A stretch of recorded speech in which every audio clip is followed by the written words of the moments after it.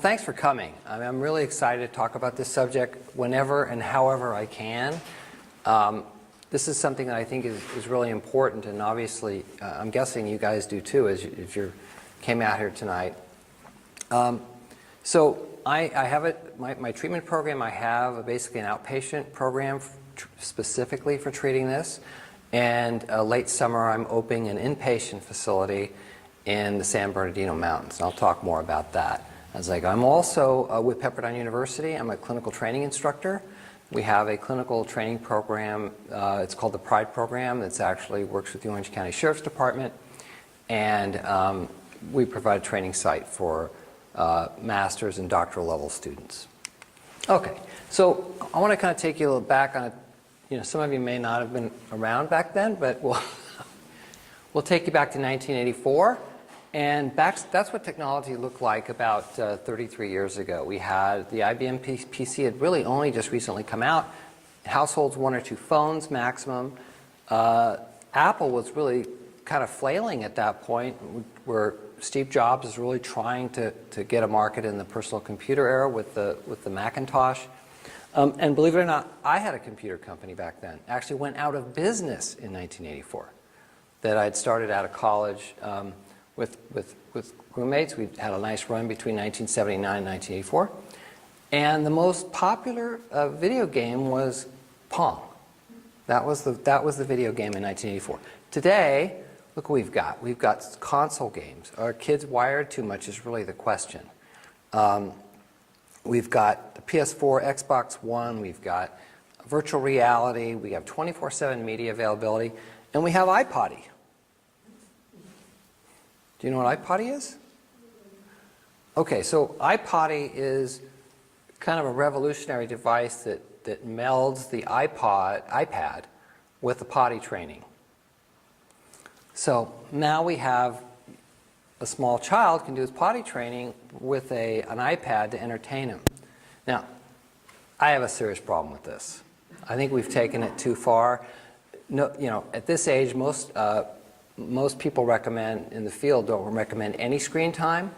And the problem I have with the iPotty in general is that experience is an important experience in the process of working with a child to be able to experience their body and really be able to feel, to tolerate some discomfort, to bond with their caregiver that's helping them through that process. And instead, we're going to turn that over to an iPad to distract them and really not help them gain basically a better awareness of what they're feeling and experiencing. So I have a problem with that, and I understand we're trying to make parents' lives easier, but I think we've gone too far here.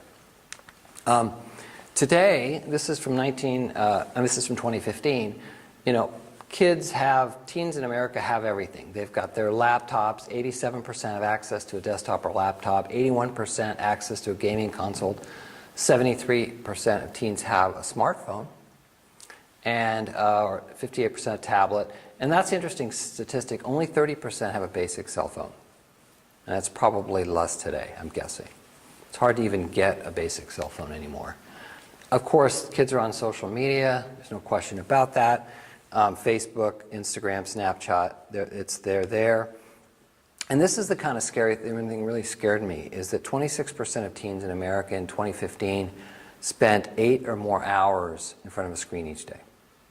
Now, this includes their phone screen time, but this is actually FaceTime with a screen. About a third was 4 to 8 hours, and 20% was 2 to 4 hours. It's a lot of screen time for kids today. That's where they're spending their time. Okay, so here's an image. It looks like we've got 3 individuals on technology, and we have one lonely young man who seems really discouraged, but he's off in his thought. What do you think this is? Where do you think this might be? Any idea, predict where that's from? They're waiting in line for the iPhone 6.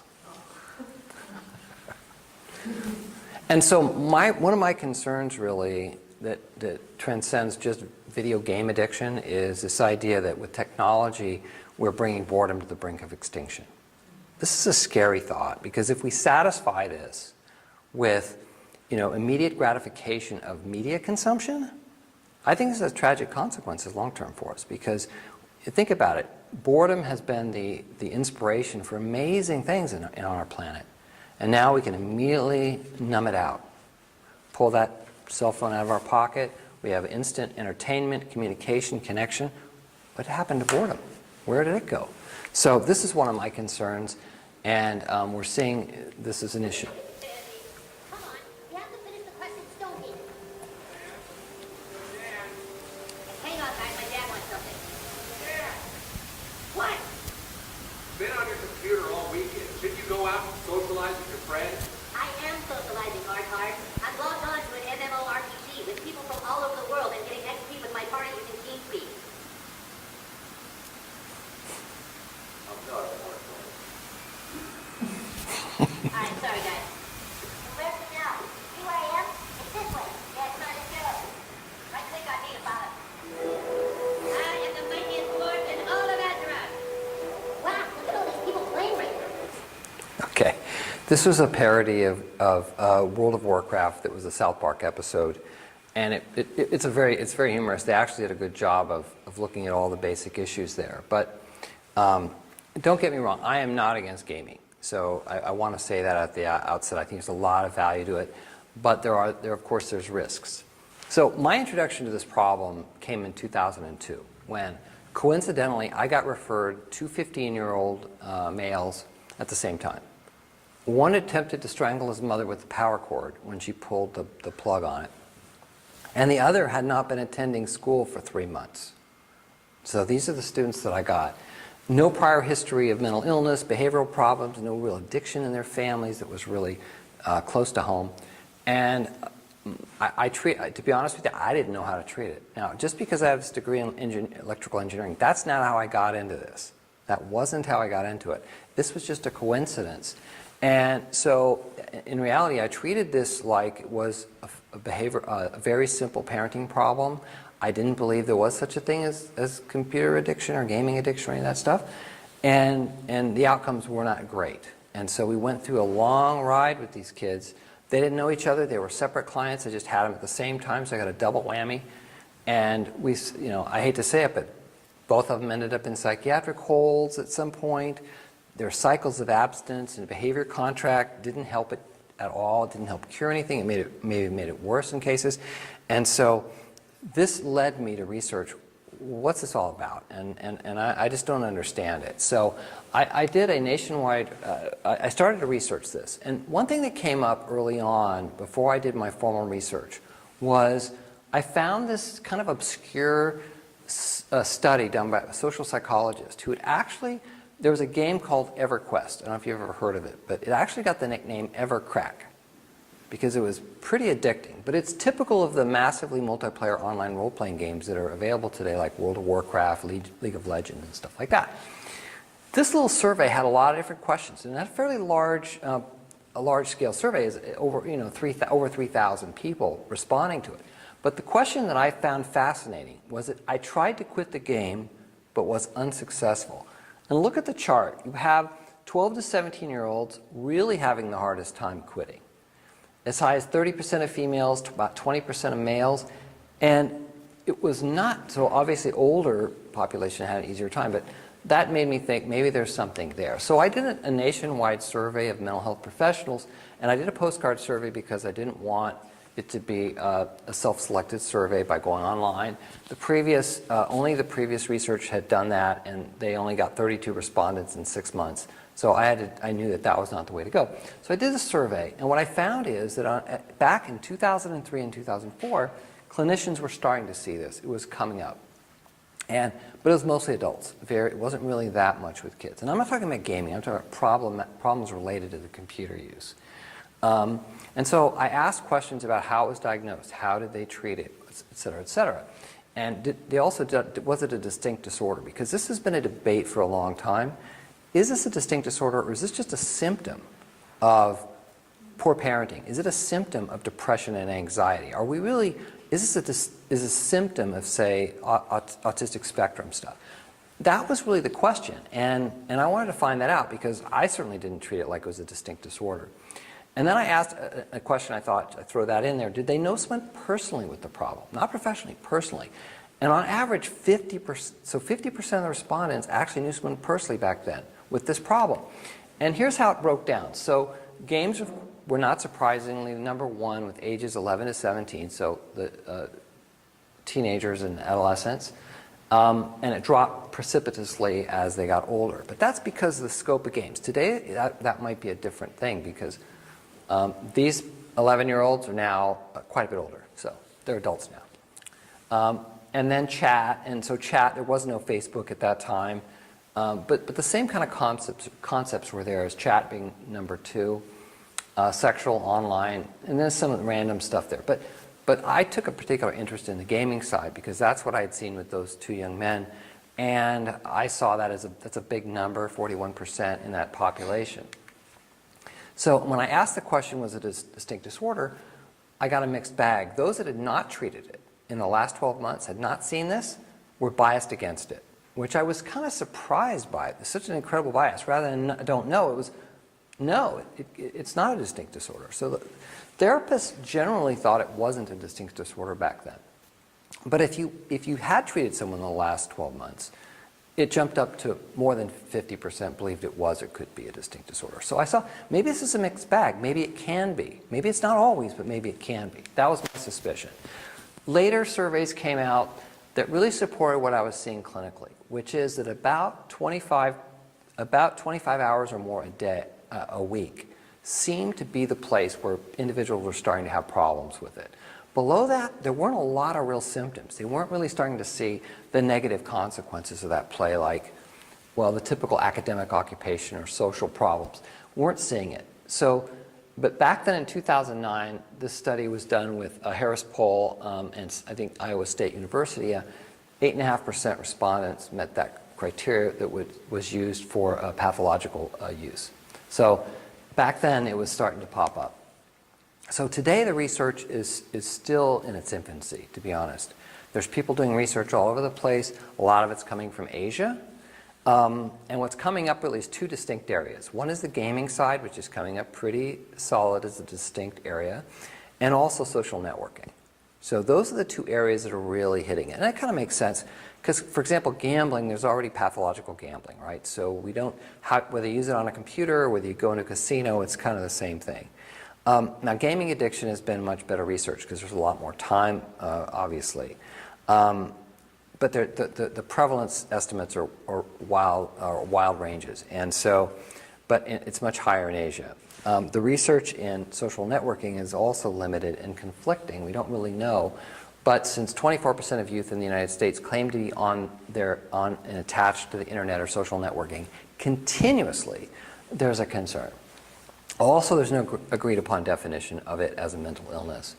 And a new term has kind of emerged called internet attachment. And this is this idea of where you're kind of connected to the internet, whatever it is, social networking, texting, email. This term has kind of come up, and they've correlated it to the more time you're spending connected, the more mental health problems you start to see. There's a good publication called the Cyber Psychology, Behavior, and Social Networking that's kind of emerged in all this, that's publishing the bulk of these studies that are coming out. But to date, there really hasn't been, on the clinical side, there really hasn't been any high-quality clinical studies. I'm going to go through some of these real quickly. I know you don't want to hear the details of this, but this is interesting because this does start to sort out the differences between problematic gaming and social networking. And this was a national sample in Hungary, so it was a fairly large-scale study. And they came out with numbers like online gaming at 4.3% prevalence. And internet use only, which would be more just kind of all the social networking, all that stuff, was even higher. And depressive symptoms were definitely associated with both types. So we're seeing this connection with depression. Interestingly enough, the depression issues seem to fall more with the social networking use. That's kind of where it's falling. And anxiety is falling with the gaming use. Now, the question about, the chicken and egg question about is it a symptom or not a symptom, I think this helps support this. This was basically kind of more of a longitudinal study, but what it found is really that there's depressive symptoms are associated with problematic internet use. This is with adolescents. Shows that negative outcomes, basically at an academic, family, or social level, due to problematic internet use predicted depression a year later. But depressive symptoms at time 1 predicted excess internet use and negative outcomes from that 1 year later. So it seems like it was a bidirectional relationship. And in the work I've done, I think I'm coming to an understanding of what that really looks like and why that's the case. Because clinically I've seen both. I've seen people come into treatment who didn't have depression initially, and I've seen people who did. So there's lots of other studies. I think what's going to come out really after all this stuff is the thing like this one, I think, with the Morton and Trumholtz study. The Facebook experiment, quitting Facebook, leads to higher levels of well-being. How about that? That says it all pretty much. But the point is that social comparison and a lot of issues in social networking definitely lead people into depression. So here's the deal. We've got this technology, it's happening, and what's driving it is an incredible industry. The gaming industry now is well over $100 billion worldwide. Household spending in the United States is $60 a year just on gaming stuff, games, etc. And it's been growing at this huge rate. There's growth in the mobile industry. We're looking at it surpassing other forms of entertainment. And even the esports is now becoming a legitimate form of entertainment, which is pulling kids in, right? And this is, I don't know if UCI has an esports arena. I don't know if you knew that. You know that? Yeah.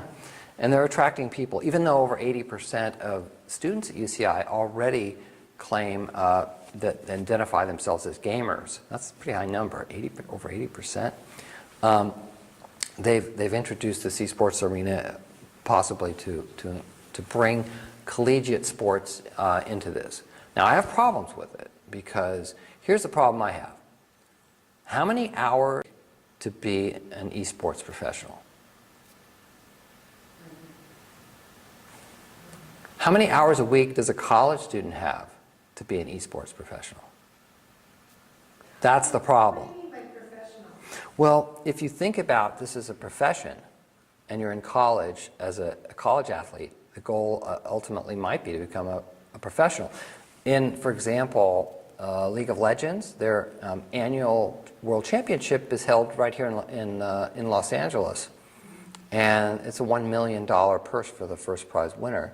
It's a growing industry, and there's a lot of interest in it. And we think about today's sports being televised, all that kind of stuff. We can look to Korea, South Korea. Let's not look to North Korea, hopefully. Look to South Korea, and they've been called the most wired nation on earth, and in fact, they've had esports for a long time. Their games, Warcraft, Starcraft, televised national television. And they fill stadiums with these kids watching this stuff. So it's a big deal. So this is drawing kids into this field. And I think eventually the truth is going to come out. I've had clients who came in really believing they're going to become an esports professional. And I say, okay, where are you? And the parents are like buying the story. And I said, so, you know your ranking, right? You play every day. What's your ranking? I'm about in the middle. I said, okay, you're in the middle, but that means that at any point in time, as you're playing, there's 500,000 people better than you that are playing. How are you going to become a paid professional in this sport when you have 500,000 people better than you playing at the very instant you're playing? That's a lot of people you got to beat. So it's kind of unrealistic, but kids love to play. So now on the social networking side, this is also the area because this is becoming the dominant marketing industry. We got how many people on this planet? We have about 7.5 billion people on this planet, and 3.7 are internet users, and 2.7 are active social networking users. Oh my gosh, that is crazy. That is insane, the size of this industry. So these are the things that are driving us to consume media. Okay, so to kind of give you just a snapshot summary of the research in this area, gaming and social media problematic uses are distinct. YouTube and Twitch, these are media extensions of gaming. So there's a whole industry of people just watching games. And that's a lot of media consumption. Most other media consumption really hasn't been well researched. both predict depression and specifically anxiety in males. So males should come up with anxiety, but both predict depression, males and females. The prevalence of internet gaming disorder affects 2 to 15% of youth, depending on which country. It's a defined mental illness in China and South Korea, and they have actually treatment programs for that. They're even state-run. And online role-playing games are most implicated. But as it turns out, you don't have to be playing online. And so when we talk about the DSM potential diagnosis for it, that becomes a question. In China and South Korea, we're talking about prevalence of upwards of 15%. Huge numbers, huge numbers. In the U.S., it's likely to be upwards of 8%. That's a lot of people. And negative life outcomes correlate to about 25 or more hours a week. And what we see in social networking research is that excesses lead to elevated levels of depression, anxiety, and cyberbullying. We see a lot of bullying in this area. So that's kind of just a quick snapshot of where the research is. My experience over the last 15 years is that the issue is getting worse. It's certainly not getting better. It's getting worse. And I'm seeing a problem with smartphones, where younger individuals are having smartphones. What's the minimum age you've seen a kid with a smartphone? 2, 1, 2. I mean, it used to be, most high school kids would hope to have a phone. Now we see elementary school kids with it, right? So they're getting the younger and younger users. And I believe it's clearly underreported as a clinical problem. I see it even in my work in clinical training at the university. Cases come up where that's not even mentioned that this is a problem, yet all the other stuff is mentioned about the family, yet you've got a kid sitting at home playing video games, not going to school, not working. And it's like, what's happening with that child's life? So would you say that it becomes a problem when the kid is obsessing, I guess addicted to it, spending a lot of time? Because a lot of times you hear like in those elementary schools, oh, we're getting on the computers, like there must be like a positive and then it becomes negative, like a threshold. Yeah, well, I'll talk about that when we get to the science of addiction discussion, because this is a pleasurable activity, obviously. These kids aren't doing this, we aren't playing these games because they're boring and they're horrible and they're a lot of work. You go to a great example is this, you go to the E3 Entertainment Conference in Los Angeles, the largest entertainment conference in the world, and you go in there and you walk in. I don't know if any of you have ever been to this thing, but it's like being in the largest conference of first-person shooter video games you could ever imagine. Just games and games of people shooting and stuff. Giant screens, you've got Sony, you've got Microsoft, you've got everybody there and these giant screens, and the place is gigantic. And then off in the little corner, you've got these people on little folding tables trying to sell educational games.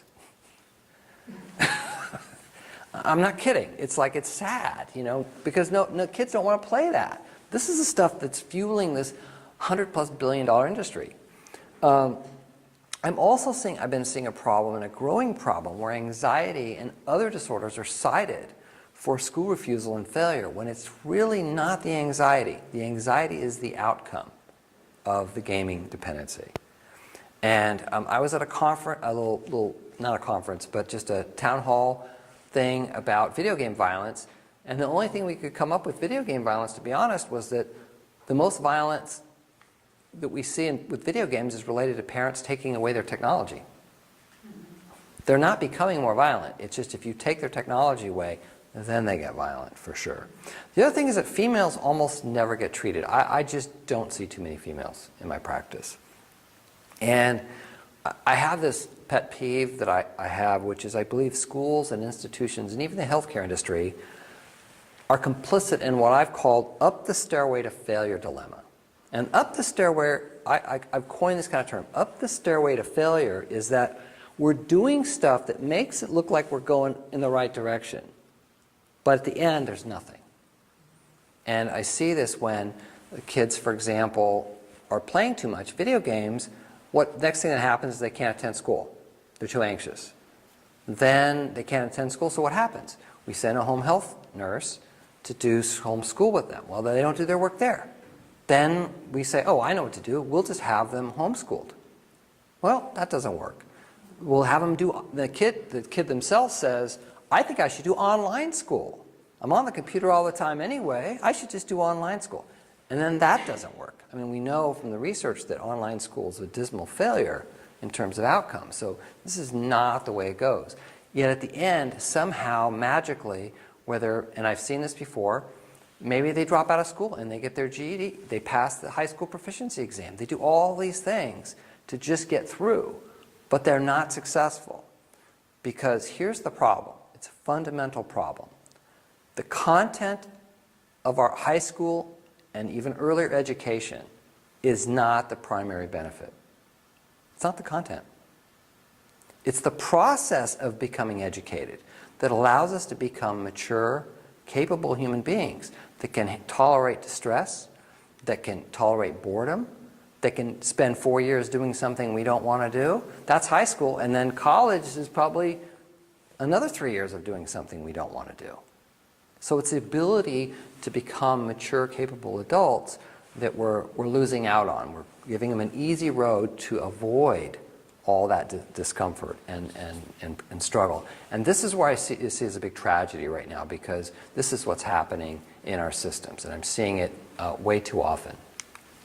Okay, so what do we see as symptoms? What happens? Well, you know, we see these kinds of symptoms. They're lying or denial about use. They're staying up late. They're sneaking gameplay. They're stealing money to purchase items in the game. They're often having trouble getting to school or even to college classes, and especially when they go off to college, if they've got this, the parents have launched a gaming addict into the university, because some of these kids are really smart, they're going to crash and burn. You know, literally, the vast majority of my clients I do not see at high school. The vast majority of my clients I don't see after they've started college. The vast majority of my clients I see after they've failed out of university, come home, and then failed their first semester at community college. That's when we get the call. A lot of times they're claiming anxiety. They become isolated, withdrawn. We see honor students failing classes, or they're accommodating. So they were previously an honor student, now they're taking regular classes. Now they have to be homeschooled, etc. Constant arguments with family members. Lack of interest or motivation in anything but gaming. They can't even think of anything, and I'll explain more about that. We see repetitive stress injuries. These are in teenagers, usually weight gain or loss. I've seen both. I've seen kids at serious weight problems, and kids, and you know, those tend to be the ones where mom brings them the food while they're gaming, and then the ones with weight loss are the ones where mom refuses to bring them food while they're gaming. There's denial is rampant, and they believe the others. I had a client once that said, I think I know what the problem is. He announced one day, we got to talk to my parents because I think I have a solution. Wow. The teenager telling me he's got a solution. He says, yeah, the problem is I'm not able to game enough. He says, I think I need a second computer so I can be running 2 games at the same time so I can get enough game time. Then I would have time to do my other things in life. See, so he's going to compress it into 2 gamings at the same time. No, we're not doing that. That's a good idea, though. At least he showed an interest in actually wanting to move forward with his life. They admit it helps their mood, and they think about playing many times a day. This is the thing that's shocking to people, because you don't realize. They actually are, it's occupying their thought process. They're away from it, they're thinking about it. They're thinking about these games, they're thinking about what they're going to do next. It's basically an obsession at that point. And we all, of course, see many failed attempts to limit or remove the use. So now the DSM-5, you might know this, had a proposed diagnostic criteria for what they called internet gaming disorder. It was called different things initially as they were proposing it. It settled on this. I still have a problem with it because I don't like the word internet in there, because I'm not blaming the internet for these kids' problems. It's a gaming disorder. It's an electronic gaming disorder. That's what I'd call it, because I don't think they're going to get it playing chess. It's basically unique to electronic games. And I've seen kids that did not play online. They played with the console, and they became addicted without it having to be internet-based. But the idea that the diagnostic criteria is basically borrowed from gambling and from substance abuse. that we have the same issues. We have persistent use for a period of time. We have 12 months, preoccupation, withdrawal symptoms, tolerance, unsuccessful attempts to limit, loss of interest in previous hobbies and entertainment, continued use despite negative consequences, deceive family members, therapists, or others regarding, I love that one, is deceive family members or therapists. We've thrown in there, they deceive us. I learned that early on, and I'll tell you what I did about that. But it wasn't really deception so much as I don't think it was deception. I think it was just denial, because I remember one kid who, I said, how many hours a week are you playing? And he thought, and he goes, oh, probably about 30 or 40. And the mom rolled her eyes and said, a day. Yeah. Turned out he was playing a little more than that. He's playing 91 hours a week.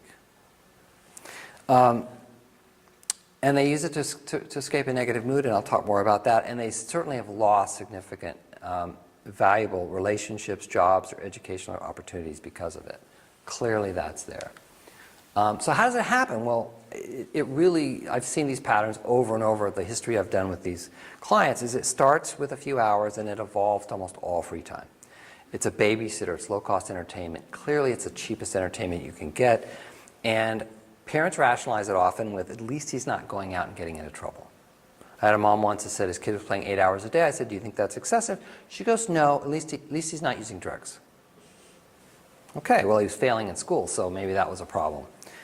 There's an increase of social and team involvement. Now, some of this is positive stuff, but they become hooked. There's weekend play binges. This is a problem. When they're playing 12 plus hours in a day, they're using up all their weekend time to play. It's tough. Now, these kids are, they're basically good kids, nothing wrong, but they're not getting arrested. They're not going to jail. So they're pretty much good kids, and they keep to themselves, and so they're not a hassle for their parents. But we see decreasing real life involvement. They're checking out. And what I call this increasing effort to manage the lifestyle. This is something parents have to be very wary of, because they start to cut back on other commitments like school, sports, job, things like that. And they make an effort to work around any kind of controls or limits that are set on them. So these are the patterns. There's 3 basic patterns that I discovered and I've talked about. And is that this is the basic one. Initially, it's the attempt at controlling excesses, where the child abuses it, and there's a period of escalating anger, poor school performance, etc. Parents do something to try to limit it, but it's usually pretty weak. I call weak parental controls, and the kid defeats it. The parents think, oh, I'll just take the power cord. When the kid goes, unplugs the power cord on the printer, and plugs it back into his computer, and he's good to go in the middle of the night. The parents don't even know he's doing it, right? But this starts a cycle, a cat and mouse cycle, that's really a problem. And because what it really does, believe it or not, is it initiates a new game. And that game's called Beat the Parents. And they become very successful at it, and it gets the parents very frustrated, and they don't know what to do. And the technology is stacked against parents, to be honest with you, and I'll explain more about that later. But that's this thing. So the child is challenged to find some covert solution to bypass the controls, and they're very successful at it, usually. The next thing is where the parents finally get fed up, and they go they say, okay, we're taking it away, and then the kid starts what we call drug seeking. He's getting nice to him, he's being nice, he's starting to do his work, et cetera, and then the child's attitude improves, and they return it thinking it's all good, and then it just happens again. Now, if he's not addicted, maybe that'll work, but if the kids really become dependent, you're just back in the cycle again, so we see this. Now, the third cycle I call the parent-adolescent power struggle, and this happens, and therapists have to be very careful not to actually be the cause of this. Is that this is where an older adolescent or a very strong-willed adolescent basically abuses the computer. The parents remove it altogether and then make a demand. You will do this for 2 weeks, or you won't get it back. And what does this kid say? F you. Until you give me my computer, I'm not going to school. And so I'll tell you about the one case that I had that was this perfect example of this, where a therapist had made the recommendation to do this. And so after week 1, the therapist saying, stay with it, we'll be okay. Week 2, man, my kid's not going to school. Week 2, same thing. Week 3, still not going to school. Week 4 is when I get the phone call. And so the approach there to help him was to actually set it where he could get some gaming time, computer time, in exchange for going to school a certain amount of time. And we did that using this device, and I'll talk about that I developed. And he was back in school full time in a week. So sometimes these strategies are putting kids in this power struggle, and we know who wins in the power struggle, right? Okay, so in general, the treatment methods today for media addiction are basically in these categories. It makes sense. Outpatient psychotherapy is number 1, medication, 12-step programs, although that's not too much, wilderness programs, and inpatient residential. I'll talk more about that. So outpatient's the most common. It's a checkbox specialization on psychology today. But the truth is there's really a limited number of therapists that are dedicated to doing this. So it's there, but it's, I don't know how much experience or how many clients they even see. There's no standard diagnosis or standard of care. Most weekly talk therapy and parent counseling, and adolescents do not want to be there. Absolutely do not want to be there. And oftentimes these are initiated after a psychiatric hospitalization. So that's what got them into therapy. And is it effective? Well, I just don't think so. I don't think that if that's the issue, if they're really addicted. My own experience in weekly talk therapy wasn't very successful. And to be honest with you, most of the clients that I see have already been through extensive even a year or more of weekly talk therapy. And the therapist gets frustrated and says, you need to find somebody who specializes in this because this is not changing. Medication, we see that. Initially, it was a lot of overprescription, I believe, in this area because the psychiatrists needed something to do with this problem. So they would say they need antidepressants. And like one of my clients that I saw had gone to the psychiatrist, and the psychiatrist said, here's what you do. We're going to start him on Prozac, and then I want you to take all away his technology. It's like, okay. So you better get him on that Prozac before he becomes suicidal, because you've taken away all his coping mechanism away.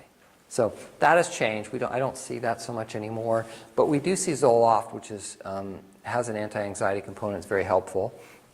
We see things like Abilify, low-dose antipsychotics for taking the edge off that thing. Sometimes when the kid it goes nuts in the house, starts tearing up the walls and breaks down doors and stuff like that, then they start throwing that in. And then the most troubling for me is the anxiolytics, especially benzodiazepines being prescribed for the anxiety of kids having to go to school or something like that. And I just don't like the idea of adolescents or young adults prescribed such addicting substances. So that's a problem. And to be honest, really only a small minority of my clients are ever on medication. There's 12-step programs, but they're online, so that's already a strike against you because the only ones are online. And then, of course, there's wilderness programs. It is a technology-free break. The big concern I have in a lot of these is that who do you think fills the bulk of these wilderness programs? It's not video game addicts. It's mostly substance abusers and also some serious oppositional defiant kids, probably with other co-occurring psychiatric disorders. So I'm concerned about the deviant peer influences here, and I think it also affects many parents. So I don't think they're willing to do this, where it might be helpful to get the kid away from the technology for a while, but they're not willing to do it because of these issues. There's inpatient programs, but there really is just, by the way, just within the last couple of months, there's an inpatient program for adolescents that is targeted specifically at this. There's a lot of people that say that if you were to look up treatment programs, you'll find a lot of people saying they do it, but then find out really what they do. So it's really more general treatment for things or other or mental health side stuff rather than this. But the Restart program was the first inpatient program. I don't know if you've heard of it. They're in Washington State, located near Redmond, near Microsoft, no surprise. And these are the kinds of things they do. So there's a technology detox. They have group therapy, life skills training, enrichment activities. So their enrichment activities are a big part of it, et cetera, et cetera. So there's a lot of good stuff there. They do it. It looks a lot like what you might see in any treatment center, except they're focused on media addiction, that kind of stuff there. Okay, so I want to take a step back, though, because when you start talking about these treatment methods, a lot of them have just been stuff that people pulled out of their hat. You know, it's like, well, it's what we've done for chemical dependency, it's what we've done for gambling, so let's just throw it here in video game sites. But I want to take a step back from that and kind of show how my view, based on maybe this pure addiction, a behavioral addiction, kind of falls in place. So how many are familiar of the National Institute on Drug Abuse Science of Addiction materials? Okay. They've actually published a curriculum for high schoolers, believe it or not, to be taught in the high schools, but I don't think I know of any high schools in California that actually teach it, although I think it would be helpful. We actually have our students teach that part of it in the PRIDE program as a drug and alcohol class. But I just want to go through just the very basic stuff, and I'm not going to get to a lot of details, but the basic concept is that we have this reward center in our brain. This is a very primitive part of our brain, and essentially it's these structures, the prefrontal cortex, the ventral tegmental area, and the nucleus accumbens. And these basically do a very simple task. Their task is to notice what's pleasurable and create wiring to record that so that we're more likely to repeat it in the future. Very simple concept. So it's kind of if we find something pleasurable, it records it, and then in the future we're more likely to do it again. Because we can anticipate the pleasures we think about it, that event, activity. It would kind of bring up pleasure for us, and we would say, oh yeah, I want to do that, right? And so it's important for natural rewards in life, like food, music, art, relationships, things like that. These are all really, really important things because it's really a rudder to guide our behavior. So what essentially happens is when we perceive pleasure, and that can happen in a variety of ways. The dopamine neurotransmitter is released, okay? And this process is that it occurs, and that stimulates this brain wiring function that occurs, okay? Now, the deal is that how that dopamine is released, or how pleasure is perceived, like drugs of addiction, they have different mechanisms. Some actually directly stimulate the release of dopamine, incredible amounts of it. Right? So much that's why they become addicting. But others just block the reuptake, for example, of those neurotransmitters. So the idea is they keep that dopamine in the synapses so that wiring will occur. But the idea here then is that if that wiring occurs, it's telling you that it's very pleasurable. And at a certain point, enough of that happening is where addiction takes its toll. So at some point, there's enough wiring where essentially the substance or the behavior becomes the most dominant thing in the person because it's overtaken everything else. Does that kind of make sense? Now, gaming, they've been researching this in terms of gaming addiction because, again, it's controversial, but they've actually done brain scans of kids playing games, and they see these same pathways being activated. Okay? So what's different in gaming is that unlike sex and even some drugs, right, of addiction, you can't do it for 16 hours a day, right? You can't be hammered with this constant excitement and pleasure that's going on for 16 hours a day, which is some kids can play that much. So these games are also, here's another thing, games are designed to be addicting. Now, I used to follow the game developer journals early on, and they used to say that directly. Here's how to make your games addicting. They use behavioral psychology, reinforcement schedules, because the bottom line is the more eyeball hours on your game, the more money they make. So they're motivated to do this. And now there's a subscription model where there's no end to play, and a free-to-play model that is even more scary because there's what they're doing now is because of it's an advertising based, they need you to keep playing. There's even mobile games now where the game continues whether you're there or not. So your characters are at risk. So you're constantly thinking, what's happening to my characters? I didn't stop the game. I'm not off the game. It's still happening while I'm trying to sit in a classroom and not pay attention to my cell phone. Okay. The other thing is that adolescents and young adults are very sensitive to the reward system stimulus. There's a developmental reason for that. This is an important stage. That's why we see problems with addiction in the younger age groups. The other thing is that gaming affects these other areas. Mastery, success identity, need for autonomy. These all get played up in these games. And so hours and hours of playtime result in that significant reward center activation. And, you know, just to kind of put a face value on it, number of individuals self-report being addicted. And I will tell you, the parents or significant others are 100% convinced they're addicted. I don't need to explain it to them. So I want to show you a little video clip from The Secret Life of the Brain.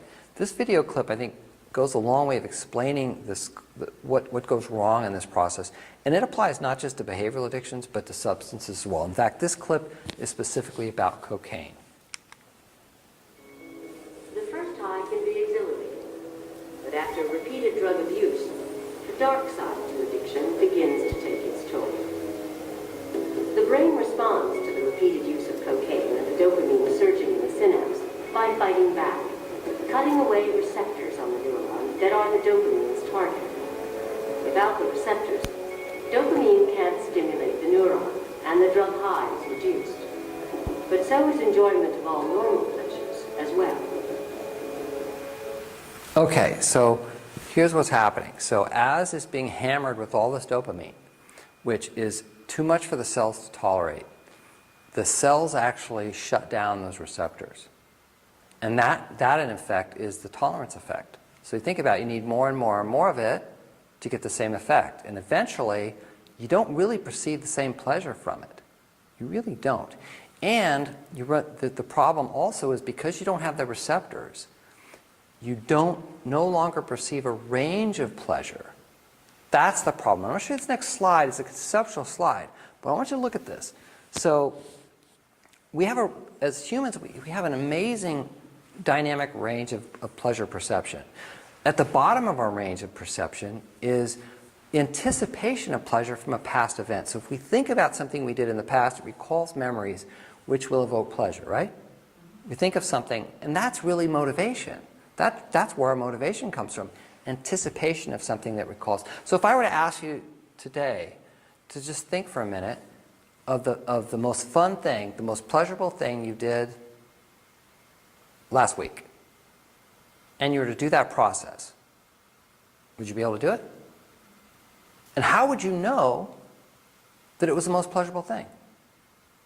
Did you write it down somewhere? This is the most pleasurable thing? I got to recall this today? No, you had to think about it and kind of imagine it, and then it evoked pleasure. Does that make sense? So it evoked that experience. So at the bottom of the pleasure perception range is where our motivation lies, believe it or not. Because, well, clearly that steak dinner, the pleasure of thinking about a steak dinner is nowhere near the pleasure of having that steak dinner if you like steak. Now, if you're a vegan, all bets are off on that one, right? Okay, but so we go down there. So you've got watching a sunset, socializing in a relationship, academic and occupational sports, exercise, then you got video gaming, sexual ecstasy, and then drugs of addiction way up there, right?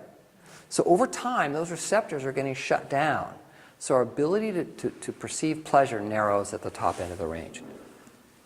And that's the problem with addiction, is not only is the brain wiring in there, but now it's difficult to treat, because if you try to get them to do other things that are pleasurable, it's not pleasurable. They can't recall it as being pleasurable. I ask clients all the time, do you remember what you used to like to do? And I always involve the family. I don't care if, like, I've got 30-year-old client who's self-referred. I want to get his dad in there. I wanted his significant other in there. Because he can't tell me what was pleasurable. He can't. Yet the parent can say, yeah, but I had one client, couldn't think of anything, and the parent said, wait a minute. You played in the jazz band in high school, and you did this, and you did that. And oh, yeah, well, yeah. He couldn't perceive it as pleasurable. Couldn't even see it. And as we're trying to treat this issue, this becomes a problem, and that's why we definitely need the support of family members. So you can see this is a problem. Now, in video game stuff, there's a safe use level. Now, if we were translating this to cocaine, the safe use level would be like 0. And for some individuals in the gaming area, a safe use level might be 0 too, for what they need to do. But reality is that healing process, and when I bring this up and people say, so, but can those receptors come back? Yes. They will regrow. They will restore. It just takes time. Just like anything. It takes time, and you can't keep hammering those receptors, because you keep doing it, they're not coming back. So you have to back off to a safe level. And that essentially gets us to this next slide, which I call the vicious cycle of addiction and dependence. And this is for excess media consumption, but this would be true in almost any addiction, is that the negative mood states can either at point 1 can drive the media consumption. But media consumption itself will drive negative real-life outcomes. And also one of those negative life outcomes is those receptors being atrophied as well. And then so you end up as a loop. Does that make sense? So this answers the question why that research says that depression at time 1 predicts excess media consumption at time 2, and why excess media consumption at time 1 predicts negative mood states at time 2. It's a cycle. It's not just a purely bidirectional relationship, because what fuels that relationship is negative life outcomes. So when I get into the treatment model based on the science of addiction, here's some basic principles. Addiction's a disease where the reward pathway's been hijacked. Bottom line. Treatment involves new learning. So we know abstinence doesn't treat addiction. That's an important concept. Abstinence is helpful in that one aspect, but it's not the thing that treats it. Because in our brain, new learning and memory stuff is neural connections. And you can't, those connections don't go away. What happens is, through new learning, those connections get mediated. And that's what treating addiction is about. Mediating those connections, because those wires are in there. That's why prevention is so critical in all addiction areas. But it also explains why relapse and sober living and all those things are so important in addiction treatment, because that wiring is still in there. Okay. Abstinence doesn't cure addiction, and you get things like AA. There's new meanings, higher power, lots of reasons why those help. You also have some drugs that have shown to help in certain aspects of treating opioid and alcohol addiction. There's an naltrexone. Why do these happen? Because there's new learning. If you take a substance that was previously hammering a reward center and it doesn't do it anymore, that's new learning. And that will mediate. And so we have to take that same concept into behavioral addictions as well. So in a sense, what we have to do is we have to move them into a place where they're spending time more in life rewards rather than the addictive behaviors or substances. That's the bottom line to it. So here's some interesting implications. We can't change the game's reward system. See, if we could change the reward system, they could play the game and it wouldn't be fun anymore. Problem solved. I'll just call Blizzard and say, hey, I need you to add a new feature that I control personally so that I can make them play the game and have it not be fun anymore. Then they'll get bored of it and they'll stop. No, what we can do is we can reduce the amount of play. And what's interesting is there's a secondary issue in these kinds of games, and that is that the rewards of play are often indirectly tied to the amount of time playing. So they earn what they call participation points. The more you play, the more you get. So if you play less, your rank goes down. Your participation points go down. So now the game, even if you're playing the same game, it becomes less compelling. So because they've built into the system a need for you to play more and more and more, by making them play less and less and less, the game does the opposite effect. They become frustrated. They don't like it anymore. And they look to alternatives. Does that make sense? So there's a reduction in their social connection in the game. There's a reduction. And what I found is that for some, this is sufficient for treatment. So if you actually cut back their rewards of play over sufficient time, that's it. They don't even need psychotherapy at that point. But this is the hard part. How do we do this?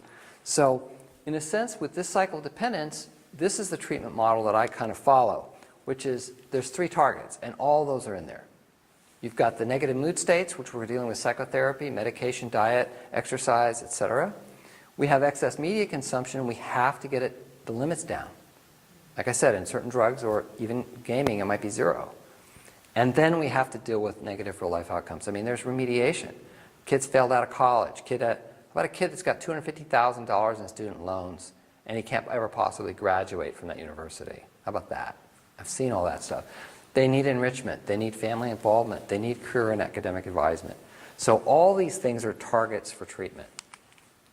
So basically it's a harm reduction model, but it's based on this idea that we reduce the amount of play, and that pseudo play also, which is associated elements of playing, we basically make it less rewarding. They also learn to tolerate. They've had all this time. Let's say they're playing 13 hours a day. That's 91 hours a week. 13 hours a day, and now it goes to 12. It goes to 11. It goes to 10. What are they going to do with all that other time? They're going to be bored. And I'm saying, good. Hallelujah. They're bored. That's a good thing because they have to know what that feels like to be bored. They have to deal with it being bored. And also, sometimes it's better reduced gradually because it reduces the chance of, if someone is really sucked in, their whole world is in this, you can't just pull the rug. That's why these kids get violent. That's why they get suicidal.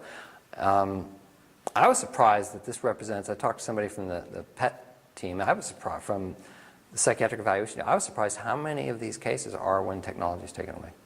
It's amazing. And then, of course, the psychotherapy to help gain mindfulness and acceptance skills. And of course, I have that. My treatment program works on that premise. And then an inpatient adult program to kind of kickstart treatment. Since I'm not looking at an inpatient that needs to be long-term, I'm looking at more of a model where it's short-term, get things kicked off, get the parents involved heavily, get them socialized to this process, and then create what basically is like a sober living environment for them. Not meaning they can't play, but one that's set to safe limits or will taper down to set limits.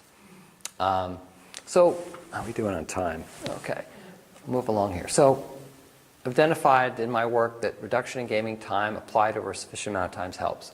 I developed this hardware device to help with this process, to allow me to record how much time they used and also to set limits.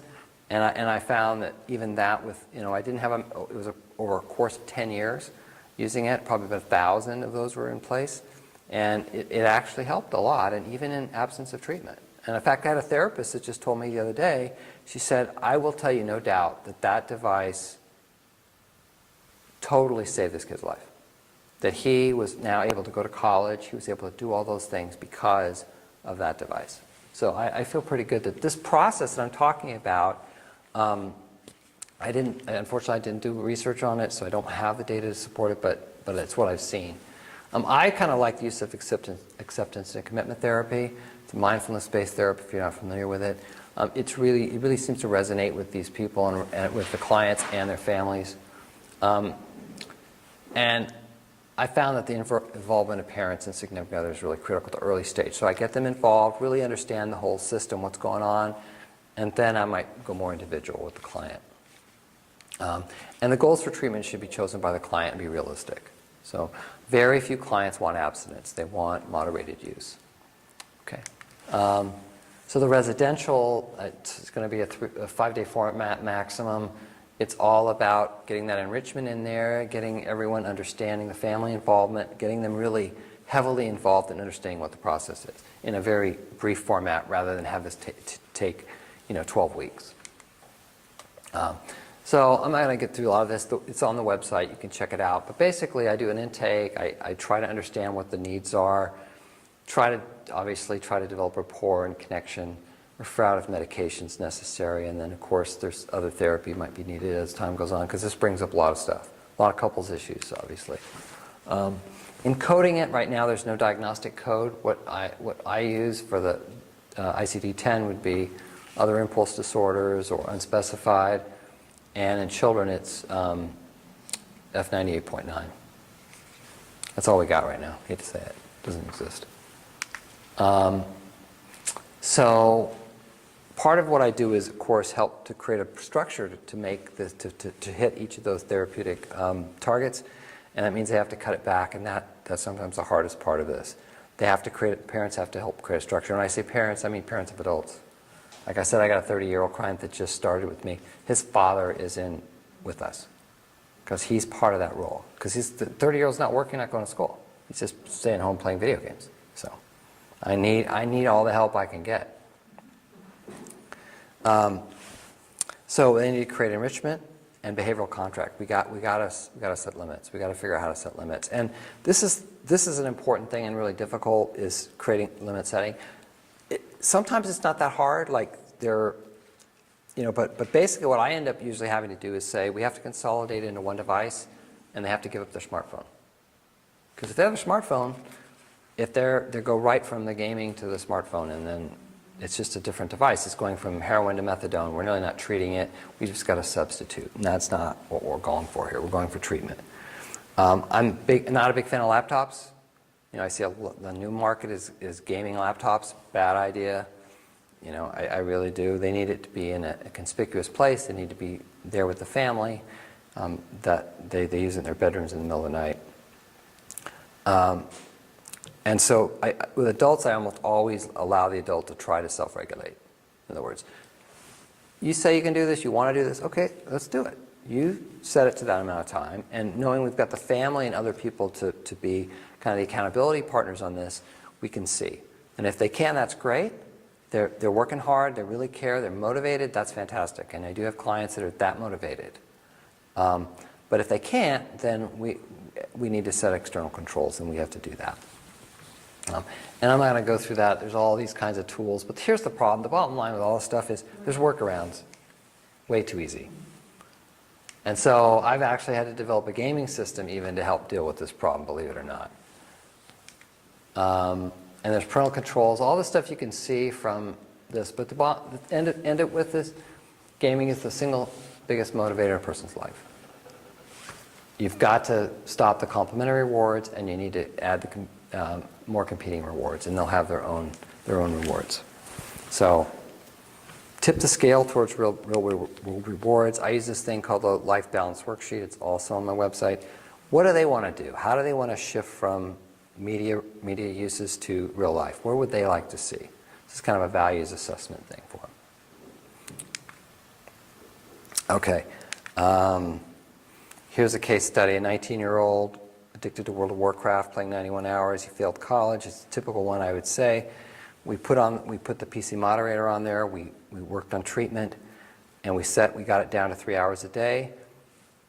In 4 months, he was enrolled back in college, working at his job, and he was successful in balancing it. In fact, he even appeared on a CBS television broadcast about this issue that I appeared on as well. But he was able to kick it, and after he graduated college, he really wanted to help others and really kind of get the message out about his struggle. This stuff goes without saying. There has to be more exposure to this in the prevention side. And okay, so 4 minutes over. so we're getting out of here. Any questions?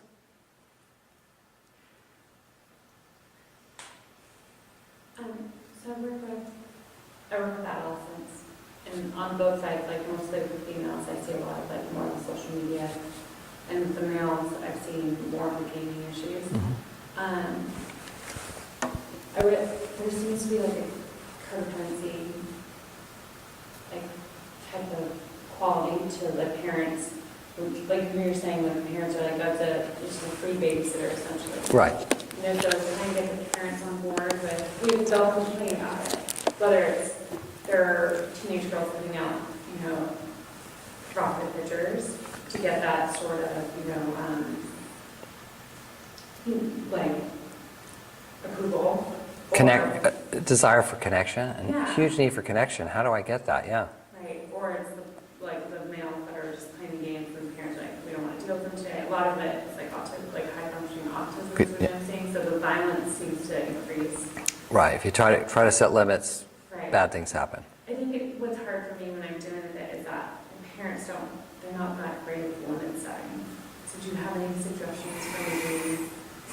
Well, here's the problem: is that it's a stacked deal against them. Mm-hmm. Because in fact, in about 5 minutes, a kid could go on YouTube, learn how to do it, and create a new administrator password on a Windows 10 system. Oh my gosh, they're like, It's so easy. I know, it's doing contracts. So what the simplest solution for most parents have found, and that is helpful a lot of times to set the limits, is as simple as they have a router, locate it in their bedroom closet, and put a timer on it, and lock it up.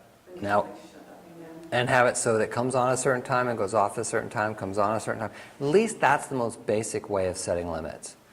It's like a poor man's way of dealing with this problem. There's more sophisticated ways of doing it with routers. A lot of them have parental control stuff in them, but it gets way beyond parents' capabilities. They can know how to set Christmas light timer on the thing and have it turn off and turn on. And if it disturbs them, they can set a second router. So you can have one that's on the timer that they give the kid the password to, and theirs can be a different one. But I will warn you that there's software ways to hack the passcodes. Right. So it's better the router's off altogether. And you have a problem with some kids, including high-functioning autistic kids, where they will break down doors to get to stuff. I've seen that a lot of violence. It's sad. Well, the problem is this, that their world of coping, whether it's the autistic kid or whether it's someone who's just on 13 hours a day, their whole world is tied to this. Yeah. And the idea that parents see a kid sitting in front of this plastic and glass and think, this is ridiculous. Get outside and play. But you don't have any friends, right? Because they don't have, I have lots of friends, my online friends. Those aren't real friends. Those are your online friends. That's a joke. You don't even know those people, but they're real friends. What? I said I don't see a lot of parents have empathy for where their kids are, why it's so important to them. Right, I try to use one example. I said, imagine your child was playing basketball with all their buddies. And it gets dark, and you go out to the basketball while they're playing. And you go up to, and you grab them by the ear, and you yank them off the court. How would they be? Would they be like, oh yeah, Mom, that's fine? No, they'd be really upset, and they'd be angry. That's how they're going to be. They're playing with their friends. And they also don't realize that when you shut it off, this is a problem with that, with just the router solution, is that the games penalize the player. You can't play for 2 days, or you lose your ranking, or stuff like that. That's why, like that device that I developed, this gaming system, I had to develop this because it has to incorporate all those elements that we've seen, like a feature it's called Gameplay Plus, which allows the individual in the last 2 minutes of play to hit a couple buttons in a certain pattern that gives him automatically approved extensions. But he knows he's only get so many extensions for so long, and a new game, if he starts a new game, he's going to be in trouble. So they won't do that. So that's how I've had to go to this to solve these problems, because it's gone ridiculous. Because a lot of parents won't use parental controls because even if they set it, the kid goes berserk when he's shut down in the middle of a game. So it's tough. So it's a deal. So all I can recommend for parents is to try to take a simple approach and taper the kid down. Don't try to go where you want them to be. So if they're already at 10 hours a day, don't say, well, from now on, now that I got this great timer on my router, I'm shutting you down after 2. No. You've got to make it gradual for them, because they have to be able to tolerate that, and it's a tough thing. Also, obviously, they need to be in treatment to help them with dealing with that frustration.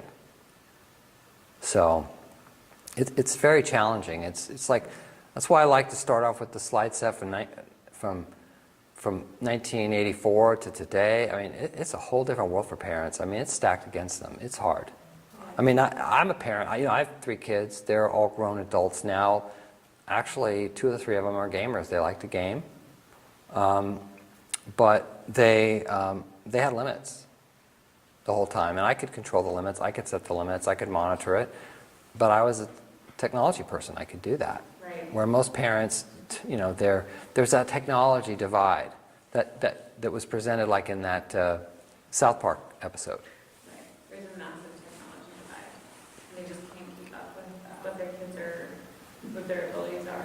Yeah, and there's something else in the technology divide that's a vulnerability too, that's really a concern that I have, and you might see this, and you might have to confront this with parents, is the kid, my son is a computer genius, and he needs this to get into college. Well, this is, on my experience, of course, I'm a computer engineer. I've designed, I'm a co-designer of that Sentinel. I design all kinds of technology. The chipsets are on motherboards. I've owned software companies. He's not a computer genius. He's just a lot smarter than you on computers. And here's a problem. This is an interesting thing that's happened, and it's a new thing. Some of the universities and colleges have had to accommodate for the fact that a lot of kids want to become game developers. And so they're smart kids, bright kids, but engineering is not going to be their thing. And this actually happened, believe it or not, Cal Poly. They started a liberal arts engineering program. Now I say that it's a laughable thing, but they call it that because it's basically a way of funneling kids who should have been in liberal art, not really liberal arts, but more of applied, maybe like communications and technical writing and stuff like that instead of programming. and they hit the university and they crash and burn. And so they have a way to get those kids into a different major that's more suitable for them. So that's a problem, that these kids, they want to be professional video gamers, they want to be professional video game developers, and they don't have any clue what it takes to do any of those things. Video game industry has all kinds of people. You could be an illustrator, you could be a sound person. I mean, some of these video games have production costs in the hundreds of millions of dollars. They rival major motion pictures. So there's plenty of jobs out there in that field, but you have to be skilled. You can't just be somebody who likes to play video games, because that's not going to get you in that field. Any question? I very much appreciate your presentation and learned a lot. The question is, in your experience, have you identified any particular type of family system that might be more contributory to the vulnerability of this problem? Yeah, that's a really good question. I'll tell you what's come up for me, and that is the primary issue is that one of the primary caregivers has a very difficult time. They're basically codependent, seriously codependent. And because what can happen at the end of the day, I've seen it in families where it's a broken family. So you've got child moving back and forth between households where there's a lot of distress. All you need is one of them, just letting them go. I've seen it cause marital breakup because one parent is like, we got to set limits, and the other parent's like, oh, he just likes to play, da-da-da-da. What's that? They're not on the same page. They're not on the same page, and they let the kid fail. But do you think a lot of these kids use this activity as an escape to manage their negative feelings? Well, Feelings that are difficult to tolerate in terms of what they experience within the home, in terms of either chaos or... Clearly it's a way of coping, but you saw my diagram, right? That vicious cycle is that they'll enter in, and unless limits are set at somewhere along the line, they're in it.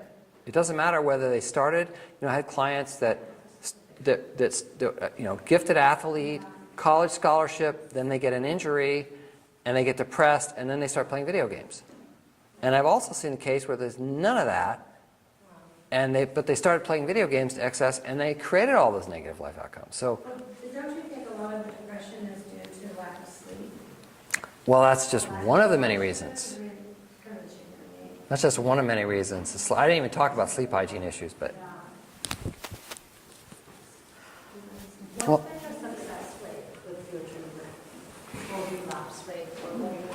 okay, so that's a good question. So if the...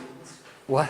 The final question. Okay, so what I would say is if one of my biggest challenges is that when I propose that treatment model, I'm looking for their participation. If they follow it, I have very good success. And I saw that with the PC moderator, even though I didn't even counsel them, half of them. They just applied it, had their own therapist, and I got success. After years of that, I actually got parents sending me letters thanking me.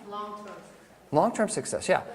And so that made me feel it was pretty good. But the issue is that the biggest tragedy for me is when I see cases where I make a treatment plan and it's just not palatable. They can't do it. And I don't have any way of helping them through that because they just won't participate in treatment. And as a result, it's a horrible failure. But I'm in my cases, if they follow my treatment plan, I generally follow them through to success. And even if the criteria of success is just reducing their consumption, then it will result in positive outcomes. It just does. It's not that, this isn't magic really, I don't think. It's actually fairly straightforward. No, it's just nothing on the... Well, thanks for coming.